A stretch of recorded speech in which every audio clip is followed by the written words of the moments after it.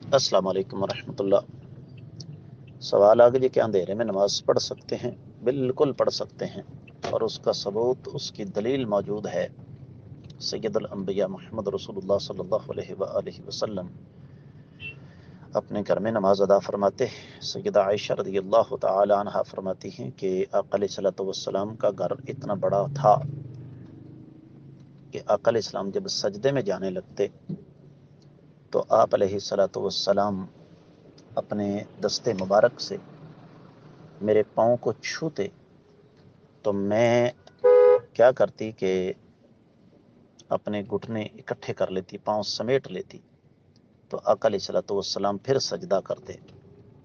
اب اگر اس وقت روشنی ہوتی تو آقا علیہ الصلوۃ والسلام کو اپنا ہاتھ سیدہ عائشہ رضی اللہ تعالیٰ عنہ کے پاؤں سے مس کرنے کی ضرورت پیش نہ آتی۔ اسی طریقے سے اگر ہم دور نبوت کو دیکھیں تو اس وقت تہجد کے وقت اٹھ کے چراغ جلانے کا رواج ہی نہیں تھا، اس لیے اندھیرے میں نماز سکتی ہے۔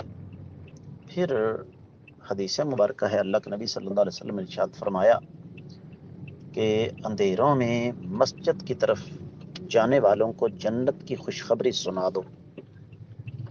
تو ظاہر بات ہے اس وقت اندھیرے میں صحابہ کرام مسجدوں میں جایا بھی کرتے تھے، اور پھر ساتھ ساتھ اندھیرے میں نماز بھی ادا کیا کرتے تھے۔ تو اندھیرے میں نماز پڑھنا جائز ہے، بشرطے کہ جہاں آپ نماز پڑھ رہے ہیں وہ جگہ محفوظ ہو، وہاں پر کوئی خطرہ نہ ہو کسی قسم کا۔ امید ہے کہ انشاءاللہ آپ کو سمجھ آ گئی ہوگی۔ واللہ تعالی تعالی